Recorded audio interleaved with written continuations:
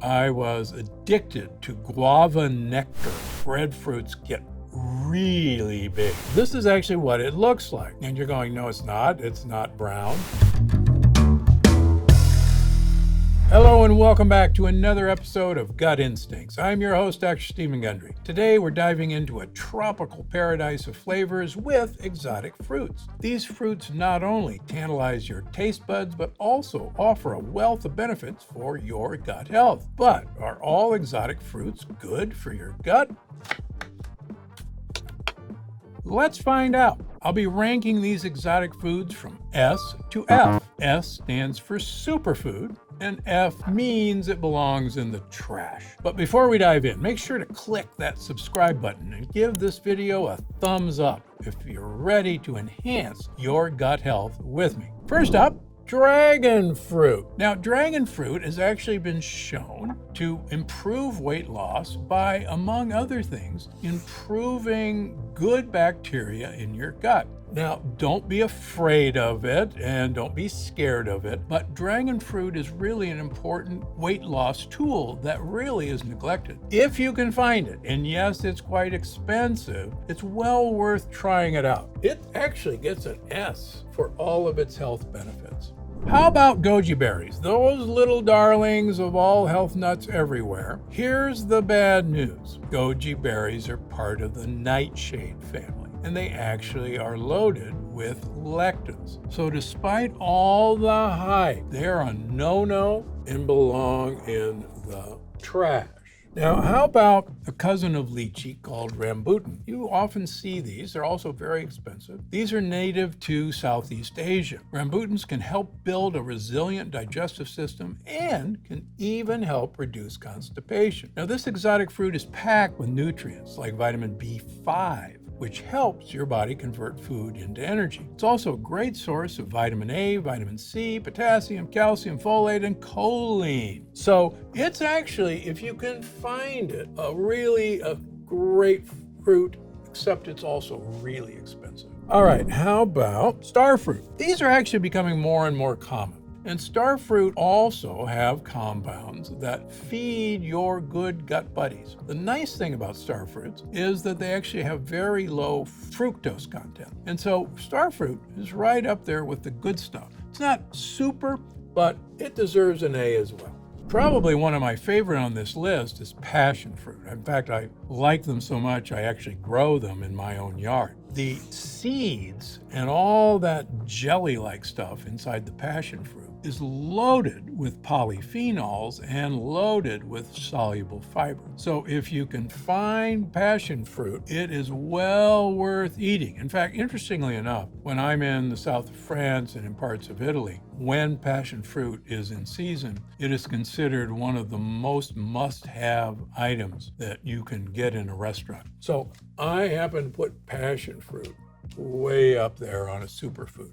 Next up, durian. Now, durian is a large, spiky fruit from Southeast Asia that has actually been banned in public places due to its very strong smell. And when I was a raw vegan way back in the day, durians were prized by raw vegans, except you could almost get no one to eat it because of the smell. Now, if you can tolerate that unique smell, it's actually very high in vitamin A, C, and B complex vitamins, including folic acid, thiamine, riboflavin, niacin, and vitamin B6. So it's really a nutrient-dense fruit. It's also a prebiotic and supports digestive function and colon health. It is loaded with dietary fibers and supports overall gut health. It's super, but quite honestly, it's an acquired taste. So I'm going to give it a C, because you really have to work at liking it. Mangosteen. Mangosteens are grown in Thailand, Malaysia, the Philippines, and India. Mangosteens are rich in fiber, which aids in the growth of healthy bacteria. Now, this fruit also has antibacterial compounds that can actually help get rid of bad bacteria in the gut. The other benefit is it's low in calories and provides many essential nutrients, including vitamin B, vitamin B9, vitamin B1, vitamin B2, manganese, copper, magnesium, proteins, calcium, and vitamin C. These are so highly prized in Asian communities that it turns out there are some really cool polyphenols in mangosteens as well that really deserve your attention. And if you're lucky enough to live near an Asian grocery store, try some mangosteens. You won't be disappointed. I'm putting those up with A group. Guava. Funny story about guava. So there are many guavas. Guavas grow extremely well in Southern California. We see them in the summer in most farmers market. When I was a pediatric heart surgeon, I was addicted to guava nectar. I had to have my can of guava nectar. Now, unbeknownst to me, back in those days, guavas, depending on the variety, are full of sugar. And guava nectars are just a giant can of sugar. Some of the smaller guavas are actually tasty and are loaded with polyphenols, but be careful about the sugar content. So I'm gonna put these down at C. Depending on the guava, they can be good and bad. So lychees are another prized fruit in Japan when I visit, and also in China I visit. If people want to show me respect, they'll often give me a bag of lychee. And that's because they are prized for feeding good gut bacteria. They're full of soluble fiber, and lychees also have several polyphenols, and they don't have much sugar. So they're joining this crowd. You might notice that a lot of these are actually quite small, and that may be a tip-off that that's a good thing for you. But there are other things that are actually quite large that are also good for you. Jackfruit has recently gotten popular as a meat substitute. In fact, there it is, there's jackfruit. You can't go to any store or health food store and not find some jackfruit that is meat-like. Be careful with these. Many of these jackfruit products, unfortunately, are loaded with sugar. Jackfruit by itself, tastes okay, but because it absorbs other flavors, it's used to mimic barbecued meats, etc., because you can put just about any flavor on it. The nice thing about jackfruit is it's low in calories but high in fiber, which makes it a useful fruit for that purpose. So jackfruit is right up there as well, and things you should seek out. The golden berry. The golden berry is native to Chile and Peru. Golden berries, unfortunately, are part of the nightshade family. This fruit, though, does have research that it fights inflammation, does have fiber, it does have vitamin C and niacin. They also support bone health, improve vision, and boost immunity. And in fact, in the south of France and in Italy, golden berries often appear on plates as a kind of after-dinner treat. But beware, it's a nightshade. So I'm going to put it in D. Have one, please be careful. All right, here's everybody's favorite, cacao pods. Now, this is actually what it looks like. And you're going, no, it's not brown. Well, cacao is fermented. So that brown is actually what these little seeds look like when it's fermented. But this is actually what it looks like. The beauty of cacao is it is loaded with polyphenols. It's loaded with brain-enhancing compounds. The fermentation takes this to superfruit heights. Just beware, chocolate isn't chocolate. You want to look for extra dark chocolate with the higher the cacao content. And sadly, if you see the words in cocoa powder, Dutch or alkali, that means that all the polyphenols, all the benefit, have been removed. So if you can find it, fermented, the darker the better. And I personally actually put raw ground cacao into my coffee every day for those benefits. The kumquat. Now the kumquat is a citrus family, but unlike most citruses, you can actually eat it whole. Now why should you do that? Yes, it's quite tangy, but the peel of citrus actually contains most of the beneficial compounds, including compounds that starve bad bacteria and compounds that actually improve your liver phase 1 and phase 2 detoxification enzyme. So if you can find them, and you often see them in farmers market about this time of year, buy some kumquats. They're actually great, sliced thinly, put into salads. You can even cook with them. There's a lot of recipes throwing kumquats in with a chicken dish. If you find it, give it a try. It's a really fun citrus fruit. It's a superfruit as far as I'm concerned. That's why I grow it. Breadfruit. Now, it originated in New Guinea, the Maluku Islands, and the Philippines. Now, breadfruit is rich in vitamin C and provides a moderate amount of potassium. It's really high in fiber. Now, breadfruit can actually help improve gut health and digestion. This fruit also contains a great number of antioxidants to help with inflammation. There's a movement afoot because of climate change to get breadfruit into everyone's diet because it's profoundly adaptable. When I did mission work in Brazil, I was given breadfruit really by everyone who took care of me, and it grows fantastically in hot climates and hot humid climates. So you're going to see breadfruit more and more available. And thankfully, there's more and more recipes for preparing breadfruit. If you can find it, it's well worth trying. About breadfruit, it's time for a quick quiz. Now, here are 2 facts and 1 lie about breadfruit. Can you guess which one is the lie? Breadfruit is 71% water. Breadfruit is grown in 20 countries. Breadfruit trees can grow to a height of 85 feet. You ready?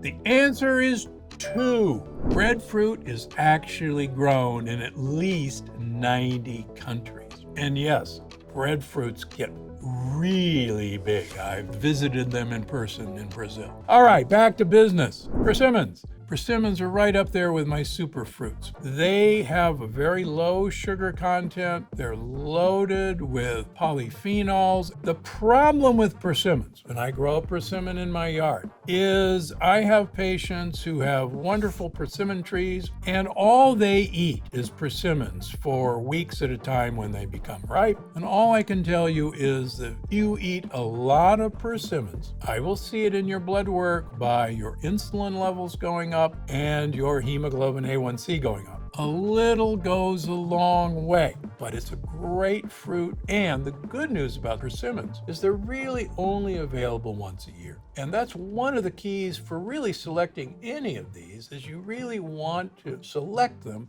in season, not year round. If I had room on A's, but because of some of my experience with my patients, I'm giving it a B. Just be careful.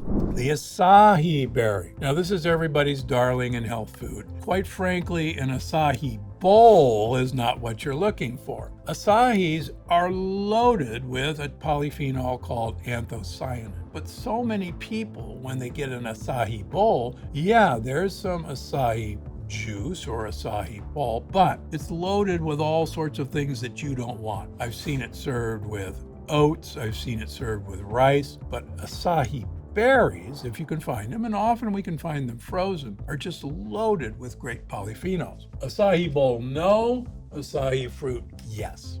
Papayas. Now, papayas are a double-edged sword. Papayas are high in sugar content. They're actually fairly low in fructose. They have more glucose than fructose. Most fruits, unfortunately, have more fructose than glucose. And papaya is a rich source of soluble fiber. One of the easy ways to eat papaya is to have it green. Green papaya salads are fantastic. Green papaya can be eaten, but it's much better shredded. If you're going to have a papaya, please don't go overboard, because once again, I see my patients when they come back from Hawaii and they've been eating papaya for breakfast for 3 weeks, and I can see it in their blood work. So it's something to be careful with, but it has, when it's raw and not fully ripe, has great health benefits. It's one of the favorite foods of your gut buddies to eat.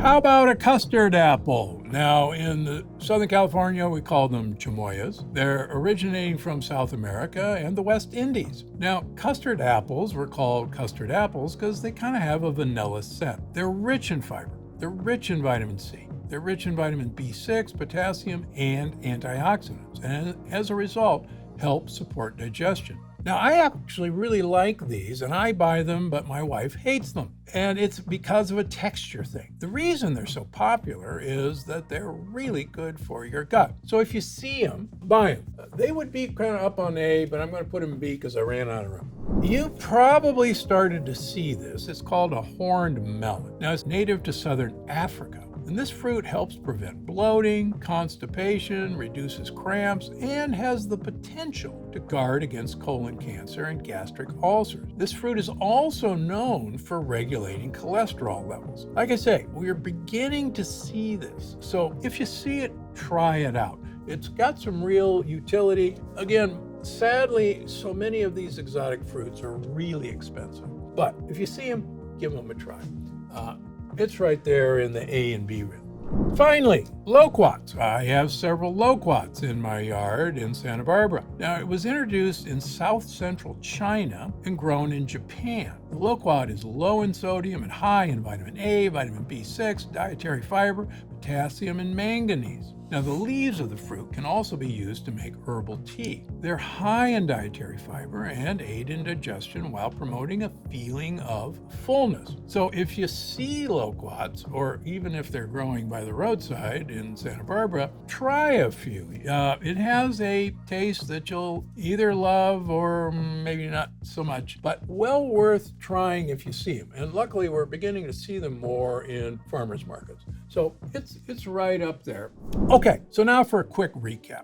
Well, we got some real super fruits, a dragon fruit, passion fruit, cacao, cocoa, loquat, and acai berries. But remember, you don't want acai bowls, please. And then we've got a whole listing of A plus, A minus, B plus fruits that are well worth seeking out, except they're pretty doggone expensive. Then you've got the fruits that are pretty easy to find, like persimmons, like papayas, like Cherimoyas. Be careful on some of these because they eventually will catch up with you in the sugar. Guava, please stay away from guava nectar. I learned my lesson, but there are some very interesting antioxidants in guava. And durian. Be careful, folks. Don't bring it home and open it in the kitchen. It'll stink for quite a while. Look for these little guys, the golden berries. Just be careful, they are a nightshade. And goji berries, sorry, are nightshades. And that is my gut instinct. Now, if you enjoyed this episode of Gut Instincts, don't forget to subscribe and hit that like button. Let me know in the comments which exotic fruit you're excited to try. Remember, eat smart, feel great. I'm Dr. Gundry, and I'll see you in the next video.